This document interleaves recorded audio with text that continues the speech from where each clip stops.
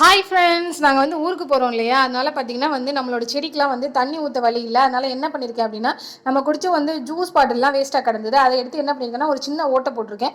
அதை சாய்ச்சோம் அப்படின்னா நல்லா தண்ணி நிறையா வரும். அதுவே வந்து நம்ம வந்து அமுக்காமல் லைட்டாக பிடிச்சோம் அப்படின்னா ஒவ்வொரு சொட்டாக தான் விழுகும். அதை என்ன பண்ணணும் அப்படின்னா, அந்த செடியோட தூர்கிட்ட அப்படியே வச்சிட்டோம் அப்படின்னா அது ஒவ்வொரு சொட்டாக விழுந்துக்கிட்டே இருக்கும். செடி வந்து ஒரு 4 நாள் வரைக்கும் அந்த தண்ணி வந்து தாங்கும். செடி வந்து செத்துறாது, அப்படியே உசுரோடு தான் இருக்கும். நம்ம வர்ற வரைக்கும் அப்படியே இருக்கும். செடி எதுவும் படாது. அதனால் பார்த்தீங்கன்னா இந்த ஐடியா பண்ணியிருக்கேன். கண்டிப்பாக வந்து செடி படாது, 4 நாள் வரைக்கும் அப்படியே பத்திரமா இருக்கும். அப்படிங்கிறதுனால நான் வந்து யோசிச்சுட்டு இந்த ஐடியா பண்ணியிருக்கேன். பாருங்கள், அப்படி மாதிரி சொட்டு சொட்டாக தான் விழும். அதனால் வந்து நமக்கு வந்து செடிக்கு எந்த பிரச்சனையும் வராது. சொட்டு நீர் பாசனம் வந்து நிறையா பேர் போட்டிருக்காங்க இல்லையா? அது மாதிரி நான் வந்து ட்ரை பண்ணி பார்த்தேன். சரி, இது நல்லா தான் இருக்குது. அதனால் பார்த்தீங்கன்னா இப்போ எல்லா செடிக்கும் நம்ம வந்து அது மாதிரி வைக்கலாம் அப்படின்னு சொல்லிட்டு எல்லா செடிக்கும் ஒரு பாட்டில் எடுத்து அந்த செடிக்கு தகுந்த மாதிரி சைஸில் நான் வாட்டர் பாட்டில் தண்ணி ஃபில் பண்ணி வச்சுருக்கேன். பாருங்கள், எல்லா செடிக்கும் நம்ம வந்து ஃபில் பண்ணியாச்சு. இந்த ஐடியா நல்லா இருக்கா என்னன்னு இந்த வீடியோக்குள்ள கமெண்ட் பண்ணுங்கள். இந்த வீடியோ பிடிச்சிருந்தா லைக் பண்ணுங்கள். அப்படியே மறக்காம நம்ம சேனலை சப்ஸ்கிரைப் பண்ணிடுங்க.